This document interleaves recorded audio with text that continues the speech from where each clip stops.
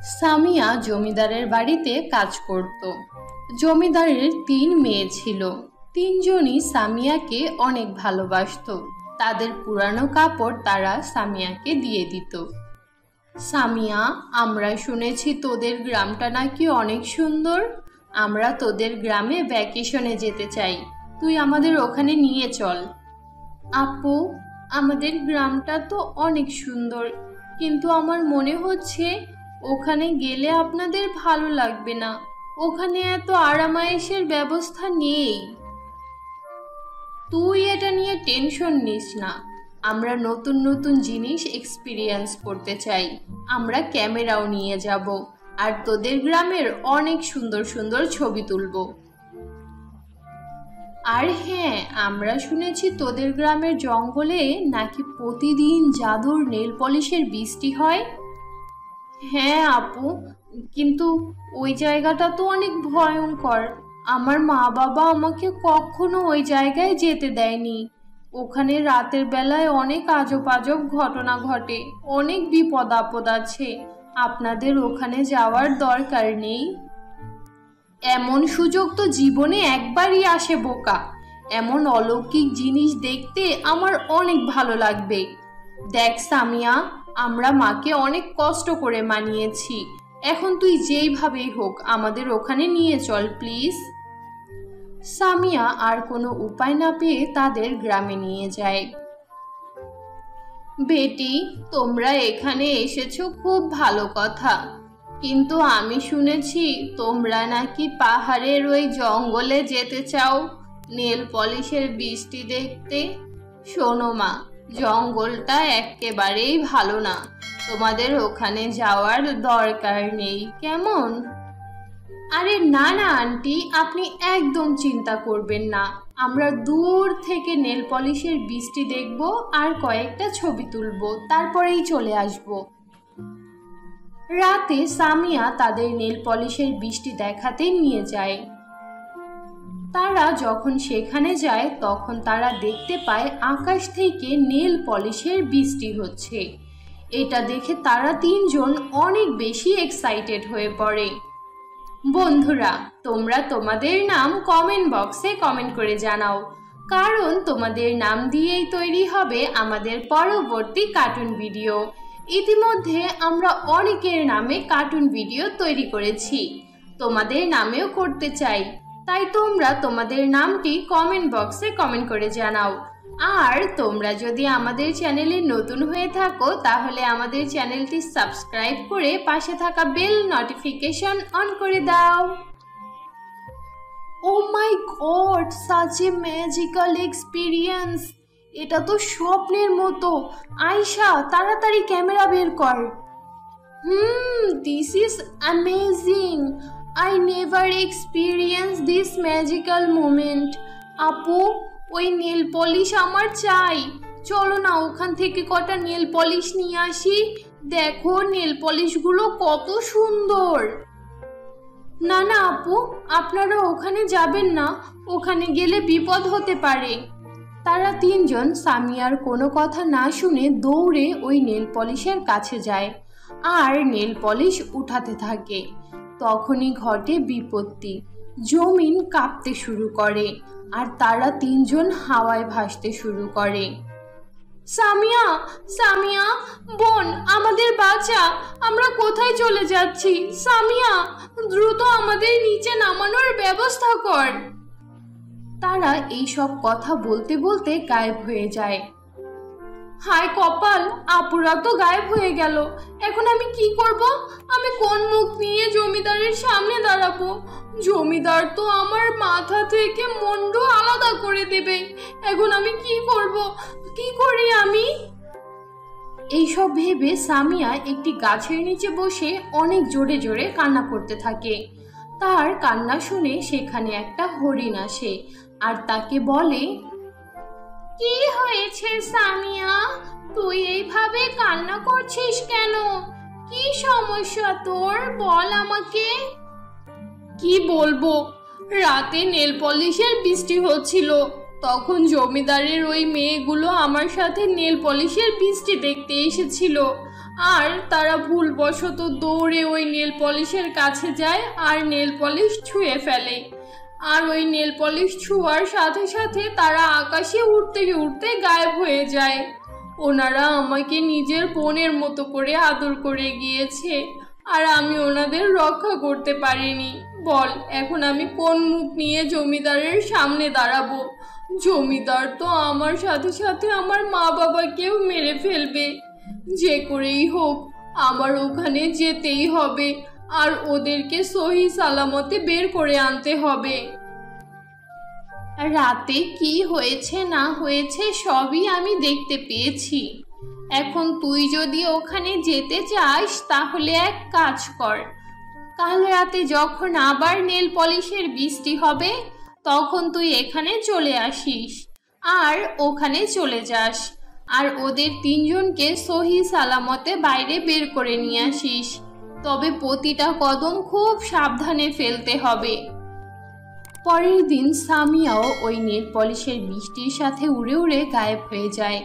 সামিয়ার যখন চোখ খুলে তখন সে দেখতে পায় তার সামনে বড় একটা নেল পলিশের ঘর আছে। তখনই ওখানে একটা জাদুকর্ণী প্রকট হয়। স্বাগতম তোকে আমার দুনিয়ায়। এখানে যারা আসে তারা কেবলই আমাকে রক্ত দিতে আসে, যেন তাদের রক্ত দিয়ে আমি সুন্দর সুন্দর নেল পলিশ বানাতে পারি আর ওগুলোর বৃষ্টি করতে পারি। এখন তুই যখন নিজের ইচ্ছাতে এখানে চলেই এসেছিস তখন আয়, আমি তোর রক্ত বের করে নিচ্ছি। তুই কে? তুই কেন লোকেদের এইভাবে ক্ষতি করছিস? আর আমার বোনদের সাথে কি করেছিস? কোথায় পাঠিয়েছিস তাদের? আমি হচ্ছে জাদুকর্ণী, ফেরেশতারা আমাকে বানিয়েছে। আমি নেল পলিশ বানাই কেবলমাত্র পরী আর জলপরীদের জন্য। কেন সেই নেল পলিশের দিকে তোরা নজর দিস বল? তোরা মানুষেরা খুব খারাপ, যে কোনো জিনিসের লোভ সামলাতে পারিস না। তোরা এত লোভী কেন? তোরা লোভী বলেই তো আমি তোদের সুযোগ নেই। এরপর জাদুকর্ণী সামিয়াকে টানতে টানতে নেল পলিশের ঘরের ভেতরে নিয়ে যায়। সে সেখানে যাওয়ার পর দেখতে পায় জমিদারের 3 মেয়ের শরীর থেকে রক্ত বের করে নেওয়া হচ্ছে। এটা তো একটা জুলুম ছাড়া আর কিছুই না। যেভাবেই হোক আমি আমার বোনদেরকে বাঁচাবো আর ওই জাদুকর্ণীকে শেষ করে দেব। এরপর রাতে জাদুকর্ণী যখন ঘুমিয়ে পড়ে তখন সামিয়া আস্তে আস্তে তার ঘরের ভেতরে যায়। সে ওখানে গিয়ে জাদুকর্ণীর শরীরে আগুন ধরিয়ে দেয়, আর জাদুকর্ণী ছটফট করতে করতে আগুনে পুড়ে শেষ হয়ে যায়।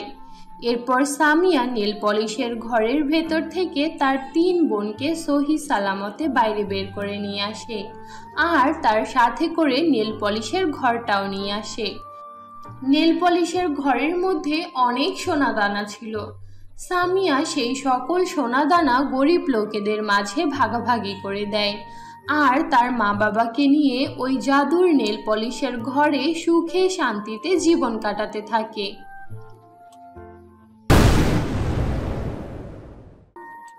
ছোট্ট একটা গ্রামে এক দর্জি মা তার 5 মেয়ের সাথে থাকত। সে অনেক সুন্দর সেলাই কাজ করতে পারত।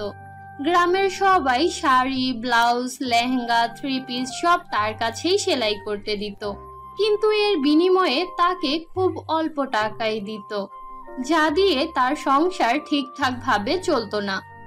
ফারজানা আন্টি, আমি আপনাকে যেই লেহেঙ্গাটা সেলাই করতে দিয়ে গিয়েছিলাম সেটা কি সেলাই করা হয়ে গিয়েছে? বন্ধুরা, তোমরা তোমাদের নাম কমেন্ট বক্সে কমেন্ট করে জানাও, কারণ তোমাদের নাম দিয়েই তৈরি হবে আমাদের পরবর্তী কার্টুন ভিডিও। হ্যাঁ মা, হয়ে গিয়েছে। ঠিক আছে ফারজানা আন্টি, এখন আমি আপনাকে আরো একটা লেহেঙ্গা সেলাই করতে দিব। এই দেখুন, এই যে এই ডিজাইনটা, ঠিক এই ডিজাইনের একটা লেহেঙ্গা বানাবেন, একদম সেম টু সেম ডিজাইন, ঠিক আছে? এটা আমি আমার এনগেজমেন্টে পরবো, দ্রুত সেলাই করে দিবেন কিন্তু। হ্যাঁ হ্যাঁ, অবশ্যই। তুমি আজ পর্যন্ত আমাকে যতগুলো ডিজাইন দেখিয়েছো, আমি তো তোমাকে ঠিক সেই ডিজাইনেরই অতগুলো লেহেঙ্গা আর 3 পিস সেলাই করে দিয়েছি। এটাও দিতে পারবো, কোনো সমস্যা নেই। কিন্তু এটার প্রাইসটা একটু বেশি পড়বে।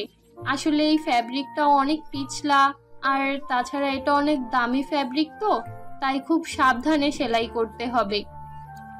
ফারজানা আন্টি, এইসব নিয়ে আপনার টেনশন করতে হবে না। আপনি দ্রুত আমার লেহেঙ্গাটা সেলাই করে দিন, আমি আপনাকে আপনার টাকা বুঝিয়ে দেব। এই কথা বলে এলিনা তার লেহেঙ্গা নিয়ে সেখান থেকে চলে যায়।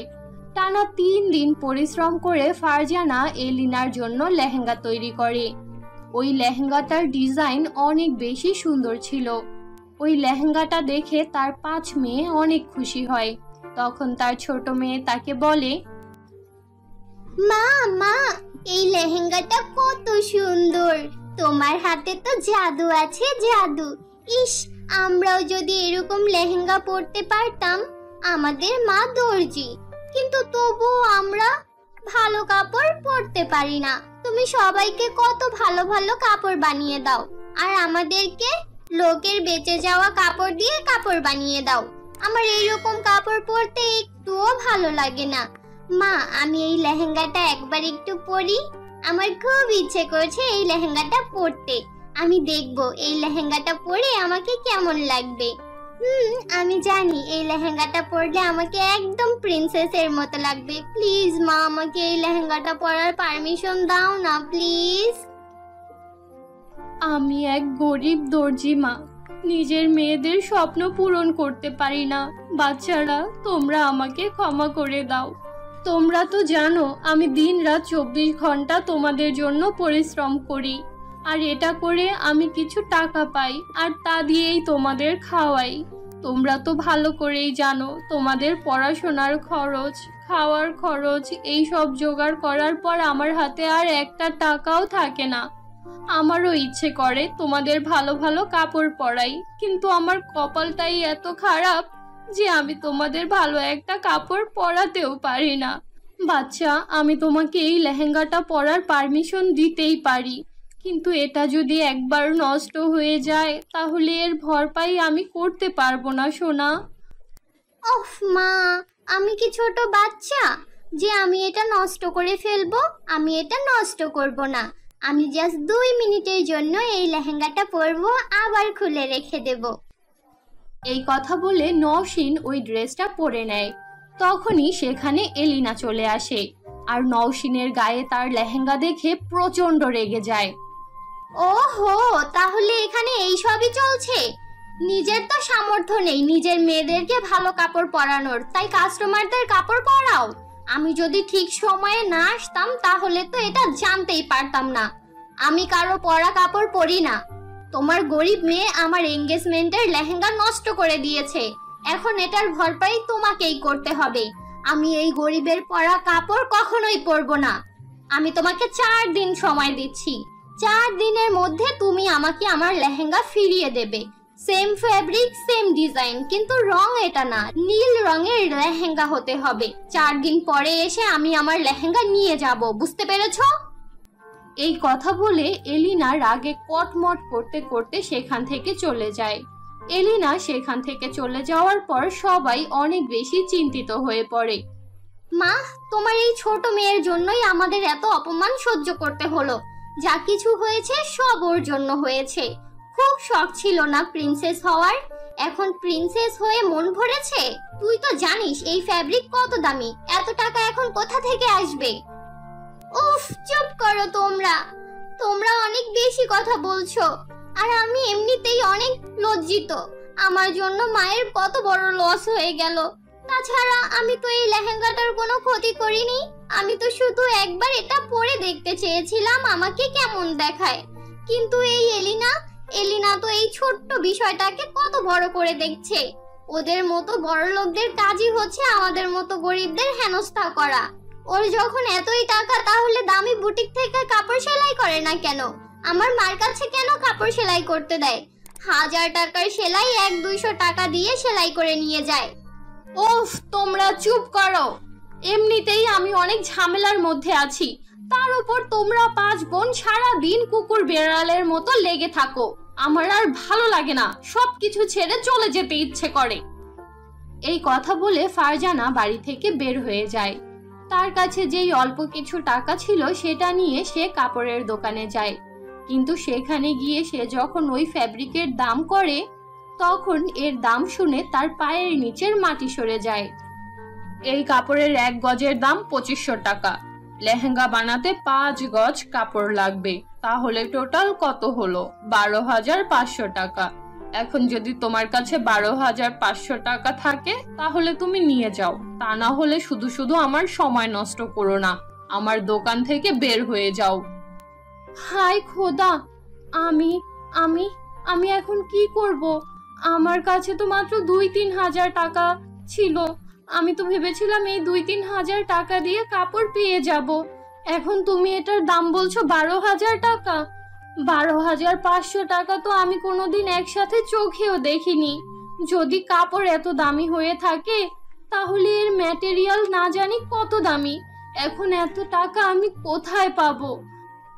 হ্যাঁ, তোমার অবস্থা দেখে তো আমি প্রথমেই বুঝতে পেরেছিলাম এই কাপড় কেনার সামর্থ্য তোমার নেই। এখন শুধু শুধু আমার সময় নষ্ট করো না, বের হয়ে যাও আমার দোকান থেকে। ফারজানা হতাশ হয়ে দোকান থেকে বের হয়ে যায়, কিন্তু রাত হয়ে যাওয়ার পরেও ফারজানা বাড়ি ফিরে না। তার 5 মেয়ে তাকে নিয়ে অনেক বেশি চিন্তা করতে থাকে, তাই তারা 5 জন তার মাকে খোঁজার জন্য বেরিয়ে পড়ে। তারা যখন জঙ্গলের পাশ দিয়ে হেঁটে যাচ্ছিল তখন কারো কান্নার আওয়াজ শুনতে পায়। তারা ওই কান্নার আওয়াজের পিছু করে। এরপর যখন তারা ওই আওয়াজের উৎস খুঁজে পায় তখন তারা হতবাক হয়ে যায়। আরে, এটা তো ছোট্ট একটা পরী। পরী, তুমি এইভাবে কান্না করছো কেন? এই আগুনের মাঝে দাঁড়িয়েই বা আছো কেন? এই আগুন নিভিয়ে দাও, তা না হলে উড়ে এই আগুন থেকে বাইরে বেরিয়ে আসো। তোমার তো অনেক শক্তি আছে। এগুলো কোনো সাধারণ আগুন না, এটা কালো জাদুকরনির ভয়ানক আগুন। আমি এই আগুন থেকে বের হতে পারবো না। এই আগুন থেকে বের হতে হলে আমার বাগানের 5টা ফুল লাগবে। তোমরা কি আমাকে ওই 5টা ফুল এনে দিতে পারবে? হ্যাঁ, আমরা অবশ্যই এনে দিতে পারবো। এরপর তারা 5 বোন বাগানে যায় আর সেখানে গিয়ে অনেক ধন সম্পদ দেখতে পায়। আপু, এখানে তো অনেক সোনার কয়েন আছে। চলো আমরা এই কয়েনগুলো নিয়ে যাই, তাহলে আমাদের মার আর কষ্ট করতে হবে না। না রে ছোট, আমরা এখানে পরীকে বাঁচাতে এসেছি। এটা নিশ্চয়ই ওই জাদুকরনির ফাঁদ। আমরা ওর ফাঁদে পড়ব না। আমরা পরীকে বাঁচানোর জন্য ফুল নিতে এসেছি, ফুল নিয়েই চলে যাব। এরপর তারা 5 জন পরীর বাগান থেকে 5টা ফুল নিয়ে আসে আর ওই ফুলের সাহায্যে পরী সব আগুন নিভিয়ে দেয়। তোমাদের অনেক ধন্যবাদ, তোমরা আমার জীবন বাঁচিয়েছো। তোমাদের দর্জি মা তোমাদের খুব ভালো শিক্ষা দিয়েছে। তোমাদের মধ্যে কোনো লোভ নেই। তোমরা যদি ওই ধন সম্পদের লোভে পড়ে যেতে তাহলে এতক্ষণে আমি মারাই যেতাম। তোমরা অনেক ভালো, তাই আমি তোমাদের আর তোমার মায়ের সাহায্য করতে চাই। এই 5টা জাদুর ফুল তোমরা তোমাদের কাছে রেখে দাও। এগুলো তোমরা তোমার মাকে দিও। তোমার মা খুব ভালো সেলাই কাজ জানে। সে যদি তার সেলাই মেশিনের সামনে এই ফুলগুলো রাখে আর মনে মনে কোনো ডিজাইন ভাবে, তখন তার সামনে ঠিক ওই ডিজাইনেরই লেহেঙ্গা প্রকট হবে। এতে তোমার মায়ের কোনো কষ্টও করতে হবে না, আর ওই লেহেঙ্গাগুলো বিক্রি করে সে অনেক টাকাও পাবে। এরপর 5 বোন পরীকে ধন্যবাদ জানায়। তারপর তারা ওই ফুলগুলো নিয়ে তার মায়ের কাছে যায় আর তাদের মাকে সব ঘটনা খুলে বলে। পরীর কথা মতো ফারজানা তার সেলাই মেশিনের সামনে ওই ফুলগুলো রাখে আর একের পর এক সুন্দর সুন্দর ডিজাইনের লেহেঙ্গার কথা ভাবতে থাকে। তখনই তার সামনে ওই রকম ডিজাইনের অনেক সুন্দর সুন্দর লেহেঙ্গা প্রকট হয়। ওগুলো বিক্রি করে সে এলিনাকে তার লেহেঙ্গার টাকা ফিরিয়ে দেয়। এরপর থেকে ফারজানা পরীর জাদুর ফুল দিয়ে ফুলের লেহেঙ্গা বানাতে শুরু করে। সে ওই ফুলের লেহেঙ্গাগুলো তার মেয়েদেরকে পরায় আর বাকি লেহেঙ্গাগুলো বিক্রি করে দেয়। এইভাবে ফুলের লেহেঙ্গা বিক্রি করে ফারজানা আস্তে আস্তে অনেক ধনী হয়ে যায় আর তাদের জীবনের সকল অভাব দূর হয়ে যায়। তো বন্ধুরা, এই ছিল আমাদের আজকের গল্প। আশা করি গল্পটি তোমাদের কাছে খুব ভালো লেগেছে। ভালো লাগলে আমাদের আজকের গল্পটিতে একটি লাইক দাও, কমেন্ট করো আর তোমার বন্ধুদের সাথে শেয়ার করো। আর যদি আমাদের চ্যানেলে নতুন হয়ে থাকো তাহলে আমাদের চ্যানেলটি সাবস্ক্রাইব করে পাশে থাকা বেল নোটিফিকেশন অন করে দাও। তো দেখা হচ্ছে পরবর্তী ভিডিওতে। ততক্ষণ পর্যন্ত ভালো থাকো, সুস্থ থাকো। আল্লাহ হাফেজ।